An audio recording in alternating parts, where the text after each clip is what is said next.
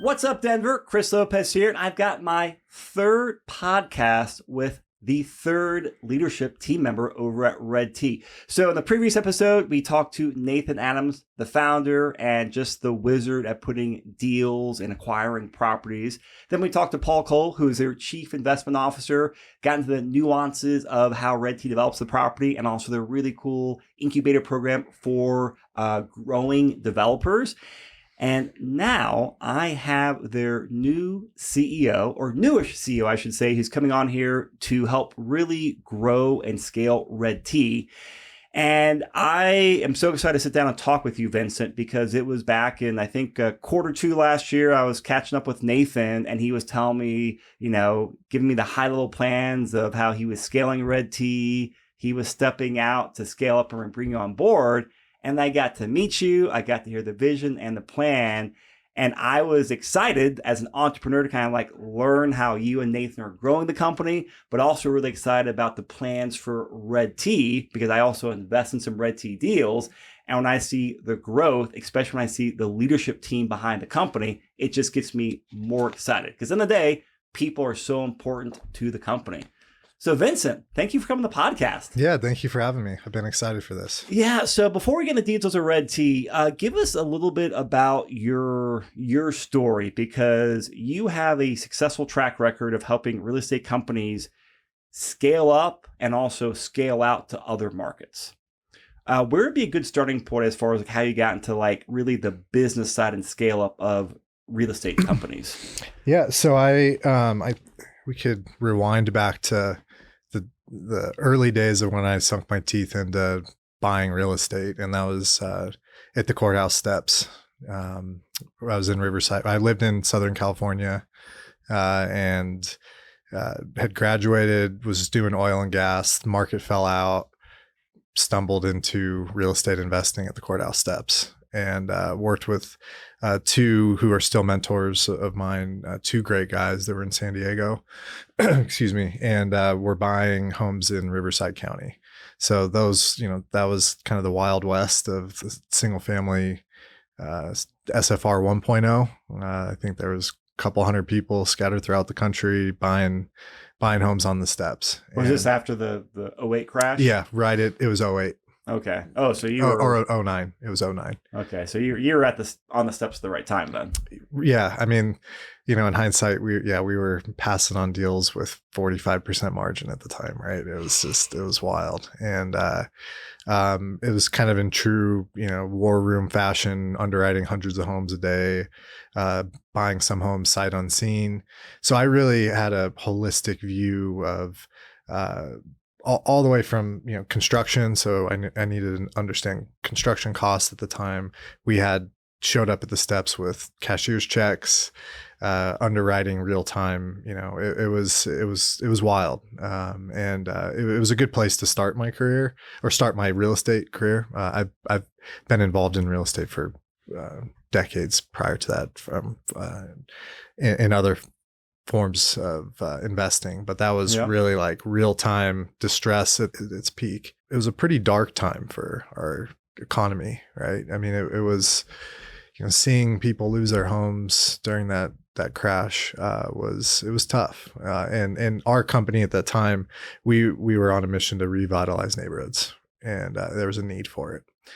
So fast forward a year or two, and then Colony and Blackstone and larger institutions got into the space, buying these homes as rentals. So went from flipping them to doing rentals. And I was still working for a small family office at the time.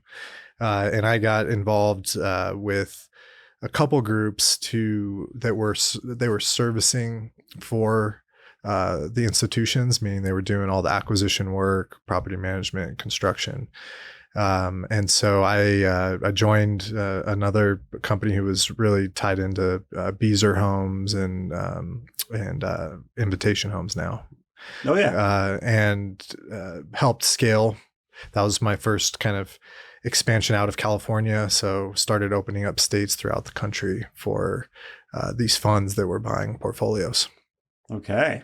So that was kind of the early days. That was the 1.0 of my experience in residential real estate. And then where'd you go from there? Because I know you've had you obviously had just a very impressive like success story and track record. Yeah. So to keep it a bit truncated so we don't take up too much time there, I moved it. So got into some development. So these funds were expanding outside of just single family rentals. So my experience started diving deeper into fundraising, market expansion, setting up infrastructure, which was inclusive of the technology that they were leveraging at the time to the people they were hiring, boots on the ground. So the whole kind of stack I would handle in market expansion. In total, I think over the last 10 or so years, have deployed over $2 billion in residential real estate. And then also have helped fundraise for these companies and opened up 25 or so new states. I moved to San Francisco in 2015. So I moved up there for a hotel developer who was also doing some residential real estate, and opened up his office in San Francisco. So I was in San Diego and moved up to San Francisco. It was an exciting time for my wife, my fiance at the time, and I to move up to the big city. When we got there, had promised myself I wouldn't drink the venture Kool-Aid. And it was hard not to. A year in, I was guzzling it. I'd helped the gentleman I moved up there with assemble an adaptive reuse project. So we bought the old San Francisco Water building. It was a vacant office space, and the plan was to convert it into a 75-room Marriott hotel. And so was really getting entrenched into the San Francisco landscape of development, which, as you know, is very complex, very bureaucratic. It's tough to develop in the city. So I had opened up a consulting firm to help other developers in San Francisco. That was pretty successful. I was building a book of clients that were both in San Francisco, but also throughout the country. Had a few foreign investors as well, helping them identify sites in San Francisco, bringing it through entitlements to development, the whole spectrum. And back to the venture route that I took. Two gentlemen that I really respected, that were part of the early SFR 1.0 days. They actually were the founders of Waypoint Homes, which I classify Waypoint as one of the pioneers in single family rental. They eventually merged into Colony Starwood, and now are part of Invitation Homes. So Doug and Colin were the founders of that company, and they started a prop tech company called Mind, one of the first early stage prop tech companies to try and scale property management, which that's a challenging endeavor. To put it lightly. Yeah. So I was one of the first 10 employees there. We were pre-Series A, and I led all of their growth efforts for 4 years. So we were buying other property management companies. It was a bit of a pivot in my career because I was very accustomed to traditional real estate on the owner-operator side. It became really complementary to my skill set because I was able to not only assess buying a business, which is different than buying real estate. I got the opportunity to work with some really bright individuals that are, engineers, product folks, and learned how to bring a concept to reality. Sounds like a great experience. Yeah, we scaled to at that time we hadn't raised the fund yet, or hadn't raised our Series A. Fast forward 4 years, we raised $150 million of venture capital, bought 25 companies. We ended up, I think we had 15,000 units under management. So it was quite the ride, and great experience throughout. So that was my, in 2020, decided to move my family to Denver and get out of the city. And at that time, I decided it was time to move on from them. So that was 4 years ago now. All right. And then you came here, and then you helped a company. A lot of people, they'll know their name, expand quite a bit, if I Mhm. recall. Yeah. So I joined Atlas, Okay. Atlas Real Estate. Happy to share that. Still very close with them.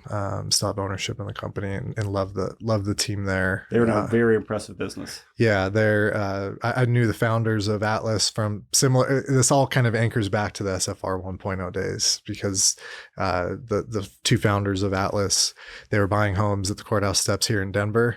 So it was a very small world back then. Bumped elbows a few times back then. Yeah, and just stayed in touch. I think one thing I've really leaned into is forging deep, meaningful relationships, and that they were we've known each other for a while. So when I was moving to Denver, at the time they were in two states. They were in Colorado and Arizona.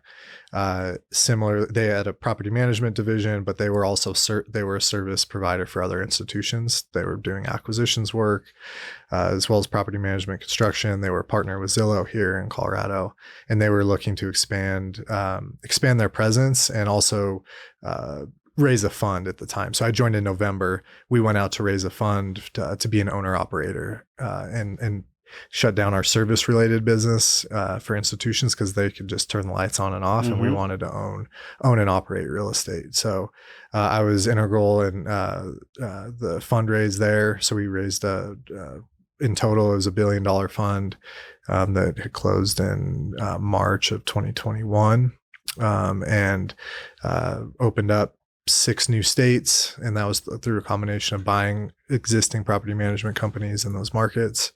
And so we ended up going into Idaho, Utah, Kansas, Texas, and then Vegas. So we opened up new states, deployed that full fund over the time that I was there. So bought 2,000 single family rentals. In parallel to that, expanded the third party management arm. So we did quite a bit in 3 years, and it was a great experience and a great ride with them. And then, that kind of brings us to relatively present day, which, with that, impressive track record, very impressive. And then I want to talk about some like the redT expansion plans, because, I talk to a lot of, people in real estate, fellow entrepreneurs, and they talk about their goals for expansion and to grow. And as Nathan started sharing, like, the caliber the CEO is bringing on, you, Vincent, and the bigger plans, it's just like, holy smokes, man, that's a very big bite out of the proverbial elephant. I was like, how are you going to do this? I would love to know. And so, as you scale companies in the past and you're coming to redT, I've got a big 2-part question for you. Like, what's the roadmap? What's the plan there? And then how do you go about executing? Because, like, to me, that's so inspiring, but also intimidating to just expand a company like this. Good questions. When I met Nathan, so I was going to take some time off. I left Atlas in March, and I was going to take 3 months off, and had a couple irons in the fire. I love building businesses and solving large scale problems. So I had a few routes that I wanted to pursue. None of which were joining redT at the time.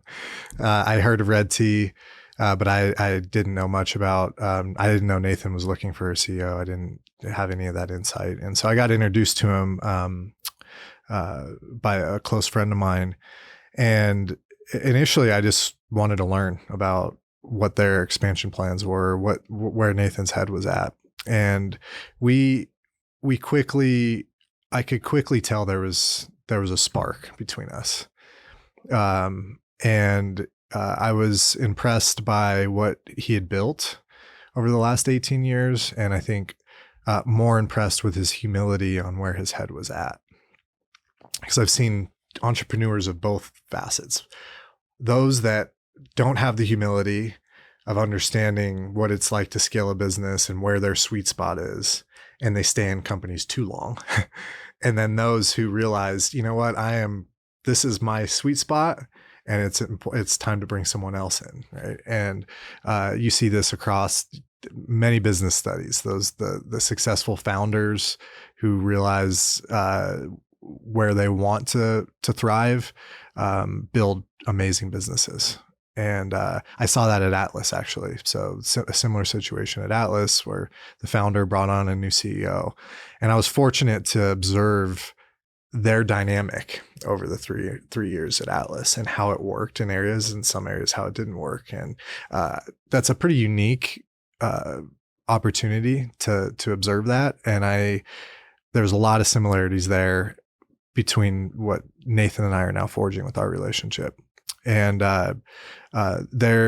so we spent about 3 months doing due diligence on each other. It was a two-way street, and got to know each other really well, and our families. And I got to hear his vision for the company, and it seemed like a very good time and opportunity to join. And when I say scale the company, I think that was the big. When I joined the first day, and I shared some slides with you, the first day when I joined, the team heard scale, and people freak out because scale means different things to different people, right? Scale, I think, is often associated with explosive growth, right? And explosions typically create chaos. And I think there is some truth to that with scale, but my general philosophy and vision of scale is nailing what you have right now. And the company, what Nathan had built over these last 18 years is, he woke up one day and had 50 employees and a meaningful pipeline. And it's like, oh my gosh, this isn't my sweet spot. This isn't what I want to do going forward, but I have something pretty meaningful.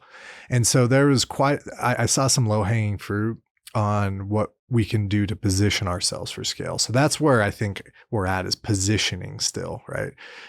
Now, I in my eyes, we are scaling even within Colorado. But I think it was appealing to me to come on and help solve that problem. Second to that, we're solving a very meaningful societal problem, which is a housing shortage, which you and I have talked about at length. We're also building attainably priced housing. So those were draws to me to redT. And I think the final straw for me was I like being innovative and on the cutting edge of industries. Done it in every single position I've been in. I'm currently an advisor for a number of companies that are building really unique cutting edge technology and processes and systems that just excite me. Life is short, right? And I like being on the cutting edge of businesses, and redT is. We've been a green builder in Colorado. Our mission is building a greener Colorado. I think that is a very broad statement, so we can have a whole nother podcast going into what that means, because I want to further define who we are in the green build space. And we've had a lot of interest, from, both on like some investors investing in deals with redT, and also just from outreach from all the content we put out, like such a big interest in like the building green. So I would love to dive into that as like a whole topic, because it's interesting from just the process itself, but also just the business behind it. Because I see it as it's still in the earliest trend days, and it's going to be a growing market. And from where I'm sitting across the table, it just seems like you're about to ride just a great wave of expanding in Colorado and in other states, but also that broader niche and going green. Just seems like you guys are very well positioned. Yeah, there's a lot of interest there. And again, I want to be genuine on what we're doing. I think there's a lot of builders who are, they have good intentions, but they're kind of just checking the boxes of this is what it's like to be a green builder. I think we have some very exciting conversations on just what does healthy living mean, right? And what is the market going to require in 3, 4, 5 years? So when you look at our build costs now, a lot of pushback from developers. It doesn't make sense to build green right now. You don't get it back in your sales price. There may be some truth to that. And the way we're building our company is we're okay with that because we know what's coming, right? Or we have a hypothesis of what is coming, right? So can you kind of lay out, and I'm not sure what you can give away public and what you can't. I've had some great conversations with you and Nathan over coffee, but what is the general expansion plan? Because in my eyes, it is aggressive, and I love it. Yeah, maybe I'll start with currently where we're at. I could share some numbers on where we're at. So we're set to deliver about 160 homes this year. Or I'm sorry, I shouldn't not deliver, close 160 homes this year. So that, as you compare us to other uh, uh, home builders, our identity isn't a home builder per se, but that's a good comp, right? We're still honing in on our identity. I'd say we're an opportunistic real estate developer, Okay. residential real estate developer. But number of closings per year is a helpful metric. So in 2024, we should close about that. We're set to deliver 275 deliveries this year, meaning we're starting. Sorry, let me back up. We're starting 275 new units this year. Our deliveries number is close to that 160. That's our closed and by delivery, you mean finished product? Exactly. With the CO. COs. Okay. Exactly. Yeah. So my vernacular there got a little mixed up. In addition to that, we want to put 350 new units of acquisitions in our pipeline. And currently our product type is anywhere from like we're building 4 single family lots in Berthoud. We're doing a couple of duplexes in Denver Metro. We have a number of 10, 20 unit townhome projects. We have our largest project right now that's breaking ground is 53 unit townhome project in Aurora. So that's currently our largest project. We're trending towards trying to do, out of the 350 new units that we're doing, we would ideally like to do those in 10 or less projects. So trending towards doing larger projects. Is that just for economies of scale? Partially, yes. I think there's a need that we believe that there's a need for that product type in the marketplace. But back to my point about us being flexible and agile, we still will do smaller projects, right? But I think as we laid out our goals for 2024, that was we felt that was achievable. We're throughout the Denver Metro, as you know. We've expanded into Berthoud.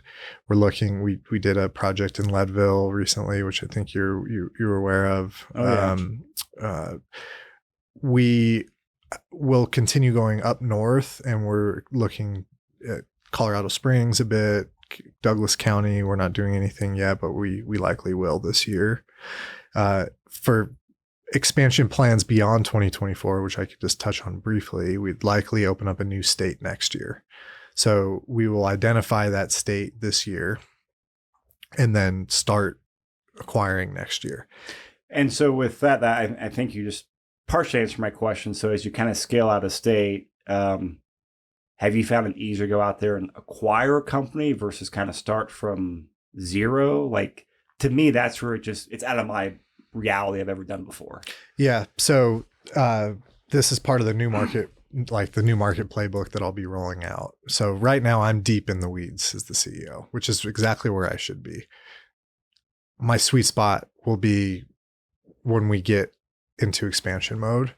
The 2 routes that I like to explore there on opening up new markets. One, is there a builder in the market that we could do a joint venture with, who already has infrastructure, who already knows the market really well, who may be considering succession planning? It allows us to get into the market with experts on the ground. Yeah. So that's one route. The other route is what you just alluded to, is potentially acquiring another builder in the marketplace who already has a land position that we could tap into. And then the third route, actually, that is just a bit more bootstrapped, is go parachute in, understand the marketplace, and do start from ground zero. Are those in your order of like preference? I mean, you've expanded in the past. Is that kind of like your preferred order? In this case, yes. Okay. Yeah, in this case. And we could run 2 of those parallel. We can say, hey, we're going to go into Arizona and Texas, and we're going to do boots on the ground to start organically in one market, and then the other market do a joint venture. So we're exploring those options. I don't want to latch onto any of them yet because I'm still very much focused on nailing what we have here. So is it correct to assume kind of like, 2024, it's mainly just kind of really making sure a very solid foundation before you start adding more stories to the business? Yeah. So we've started to bring in new folks in the organization.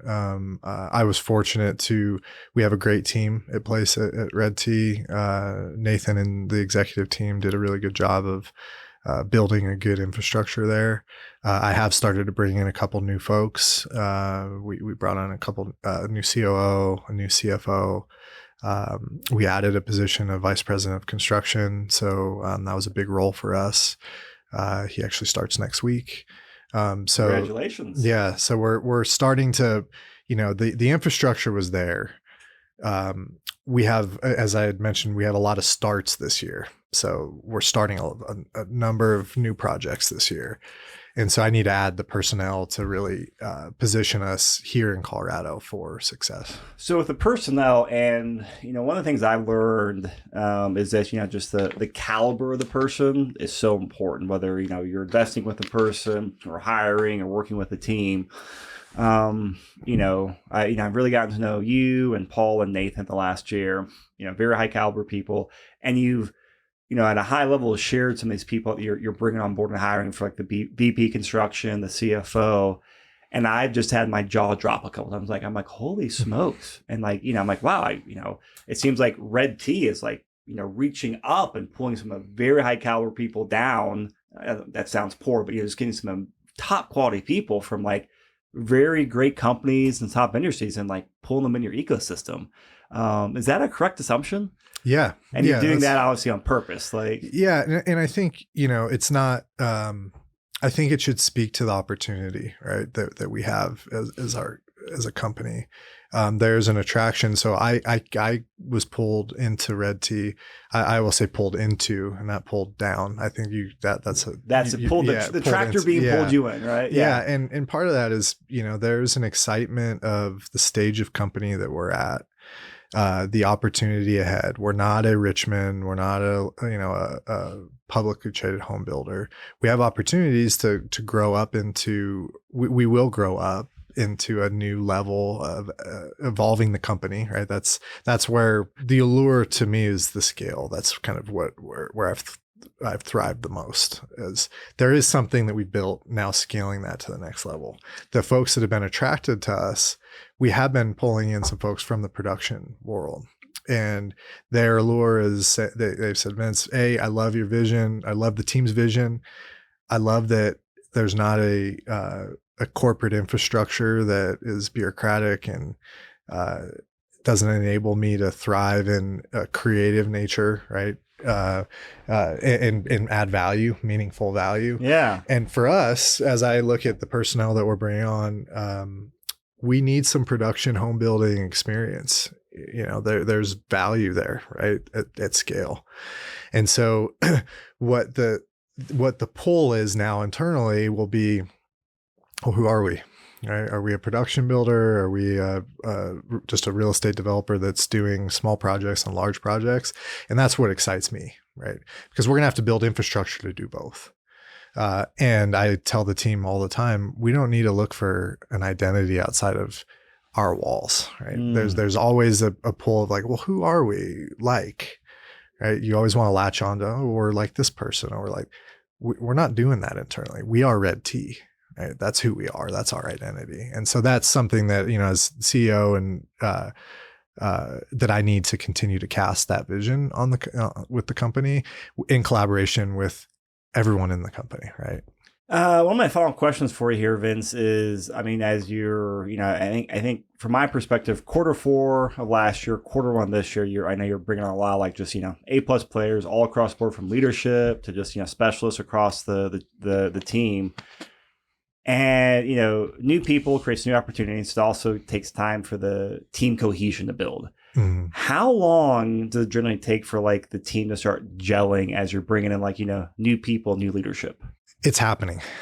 It's already happening. So, something that I lean into at the company is a concept Kaizen. I'm not sure if you're familiar. I've heard of it, but I I can't think of the definition. Could you refresh me? Yeah, I won't go real deep there, but the concept is slow incremental growth, right? It was adopted in manufacturing.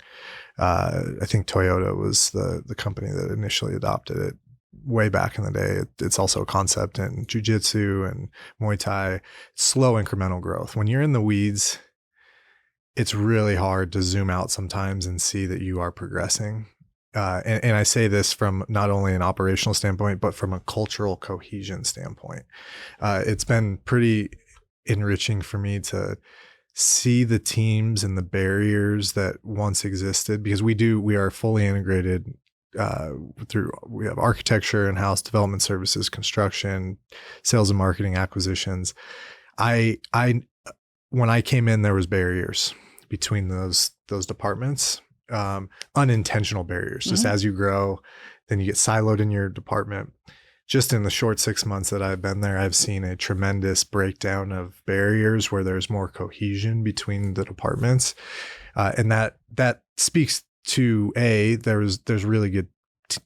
We have a really good team in place that was existing that I didn't create. I was fortunate to walk into, and B, sometimes people just need a little more clarity. Right. And as we scale, we're going to experience this multiple times. If we acquire another company, you're going to acquire a different culture. Right. And people are just going to be looking for clarity. And so I think that the team has started to have more clarity in not only how their department adds to our vision, but how they can work together to accomplish the same goal. We're all on the same team. Right. So I've started to answer your question. I've seen that happen just in the short 7 months, 7 months that I've been there. Well, congratulations again. This is cool. So like I said, I want to bring you back on the podcast here at some regular cadence, because I love hearing these updates, especially on like, the business growth side, which, since I invest in redT deals and we'll be doing some more deals together, help, fund some capital for the pipeline you have coming up here. Like, it excites me as an investor. Like, wow, there's the deal, hey, the numbers and the piece of dirt, but then there's the people running the deal, and they're both equally important. If you have a bad deal, but have a great team, or if you have a great deal, but a bad team in place, that causes issues. So I'm excited to get to know you more, bring more of the content and the deals to our audience. I know upcoming, we've got some educational webinars on developing. We have one coming up very soon, actually probably before this podcast release, on actually an equity raise that you're doing for the business itself, which will be exciting to dig into, and also just a bunch of really cool development deals. So Vince, I know you're busy. I chat with you. I know your calendar with all the stuff you're doing. So thank you for carving out time, and I'm excited to have you and more of the redT team back on in the future. Yeah, thank you. Really appreciate it, and excited to continue this cadence and have you all see our slow incremental growth over the years to come. Oh, I'm taking notes. Anyone out there, if you guys have questions, you want to get connected to redT for investments, for the developer incubation program, whatever it is, reach out to me. I'm happy to play connector. But I really respect redT and what they do and how they operate. And also, I think the culture is also the very just you guys share, because by sharing, it leads to deals. So thanks so much. Thank you.